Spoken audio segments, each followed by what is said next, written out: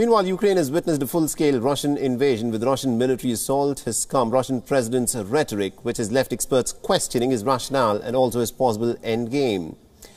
Now, what these Western experts say is that the invasion is not going according to plans. Russia, remember, according to these Western experts again, has been making slower progress than expected. The Russian side has also been hit with logistical issues. Now, experts say that though Putin has been surrounded by his advisors, no one has actually challenged his version of reality and miscalculation when it comes to the invasion. But how far is Putin willing to go to conquer Ukraine? And what is certain is, of course, a staggering game plan in the coming weeks.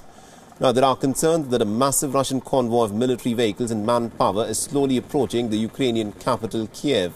Will it stage an assault in Kiev is another matter altogether. But a possible large-scale offensive on the city is likely to happen sooner rather than later and is not being ruled out. With the fall of Kherson and the relentless artillery fire, the Kremlin troops have gained a vital bridgehead to attack Kiev.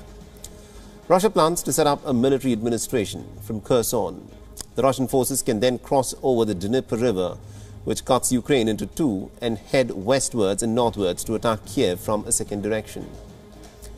Despite Putin claiming that he would not target civilians, the southern port city of Mariupol has been flattened, with electricity and water supplies having been cut off. A rail link has also been shut.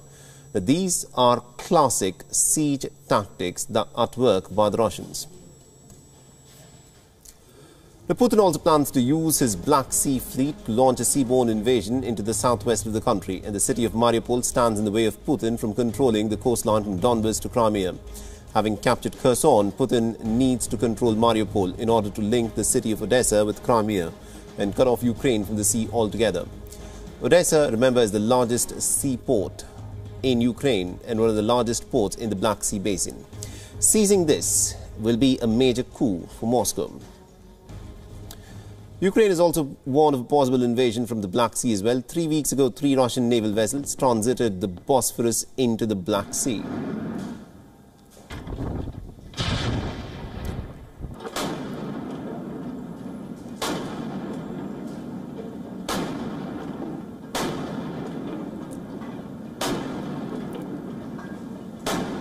But there are many analysts who also contradict the opinion about Russian setbacks. They say that Russia may have sought a knockout blow, but it always had well laid out plans for a follow-up assault if its initial moves were to prove insufficient.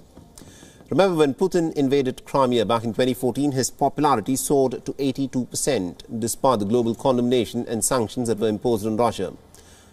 This time, however, things are very different. Russia's invasion of Ukraine has been widely deplored, and the West seems more united today than it did back in 2014.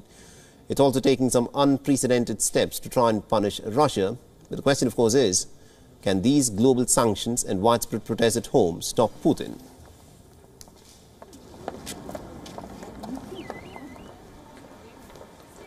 WION is now available in your country. Download the app now and get all the news on the move.